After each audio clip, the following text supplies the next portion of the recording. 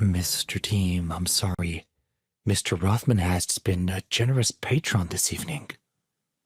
Generous patron? Scoffed Tony. Well, what are you waiting for?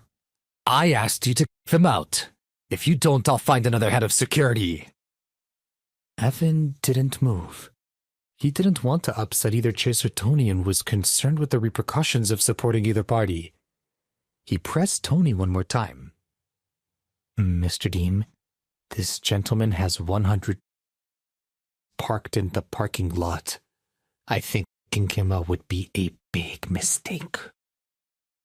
Tony began to laugh as if he had heard the funniest joke in the world. Him? He replied to Evan. You think I don't know who he is? He's barely able to scrap together a medical bill. Tony pushed away the thought that the cars could belong to Chase.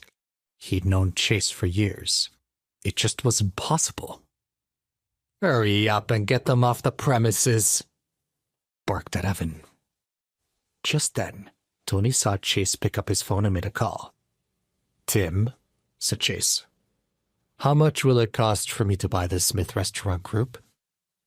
If Tony had thought Chase was a fool at first, he now thought Chase was perhaps mentally unstable. How could Chase even think he could buy the group? Chase, laughed Tony. Are you out of your mind? If you're not feeling well, then let's get you to a hospital. If you have a stroke, who's going to support Celia? Buying the Smith Restaurant Group. He laughed to himself. Ignoring Tony, Chase continued to talk to Tim about the purchase. Tim continued. There are about 130 restaurants under the company's banner. The estimated total value is somewhere in the range of $600 million. How fast can you make it happen? Chase didn't really care how much it was worth.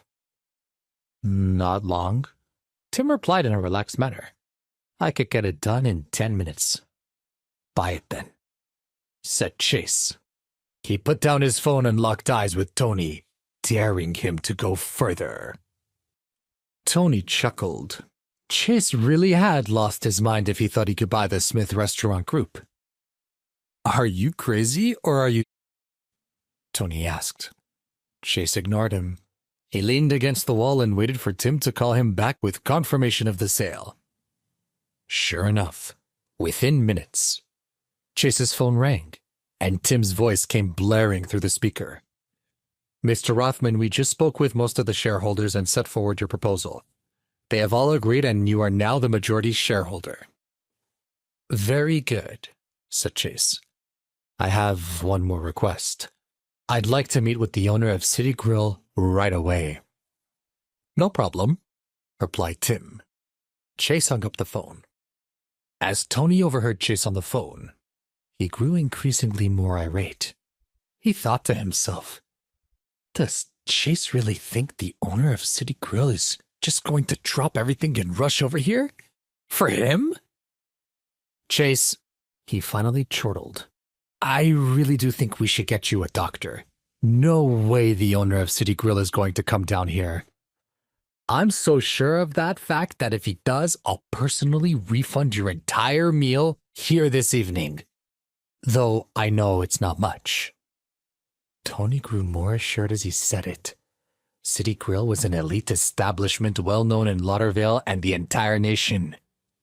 Last year alone, he estimated that the restaurant had brought in close to $20 billion. Chase was out of his mind if he thought he could own City Grill, let alone the entire Smith Restaurant Group. Chase listened on with disinterest and pity. He knew that Tony would shortly come to regret his gamble of confidence. He had no need to carry on with this conversation. Instead, Chase picked up his cell phone and made a quick video call to Eliza, who passed over the phone to Dottie. He spent the next 5 precious moments making faces at his daughter, forgetting altogether the tension-filled minutes that came before. Meanwhile, Mike Reyes, the owner of City Grill, was flirting with the bartender at the Golden Palms Hotel when he received a call from Tim, instructing him to make his way to City Grill on the double. There was a gentleman there named Mr. Rothman who needed his assistance, Mike downed his old-fashioned in one swig, gave one last wink to the bartender, and made his way toward the exit. He knew that when Tim called, you answered. About 10 minutes later, Mike's pulled up in front of the entrance to the restaurant. He stepped out of the car and walked quickly toward the front doors. The situation was worse than he expected. It appeared that his security team had surrounded and was confronting a group of around a dozen people loitering in the restaurant's entryway. Things didn't look good. First things first, Mike needed to figure out what was going on. He made a beeline for Tony. "What's going on here?" Tony began to worry. Had Chase really called Mike? He wasn't prepared to lose face. He also didn't have $20,000 to spare despite his earlier boasting. Mike cleared his throat and repeated himself. "Tony, what's going on here?" Tony snapped out of his thoughts. It seemed from Mike's tone that he really didn't know what was going on. Maybe this was a coincidence after all. "It's fine, boss," Tony replied. "It's just an idiot and his drunk friends causing trouble. It's not a concern. The guy's so out of it he's rambling on about buying the Smith Restaurant Group." Tony laughed. "I'll deal with it." "Where?" snapped Mike. "Where's the guy who said this?"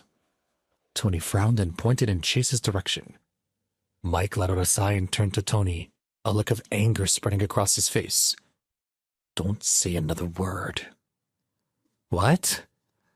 was all that Tony could utter before Mike quickly moved into Chase's direction. "Mr. Rothman," he said, "I hear you are looking for me, sir." Tony's mouth hit the floor and his eyes gazed over. He rubbed them as if to check the accuracy of his vision. Were his eyes deceiving him?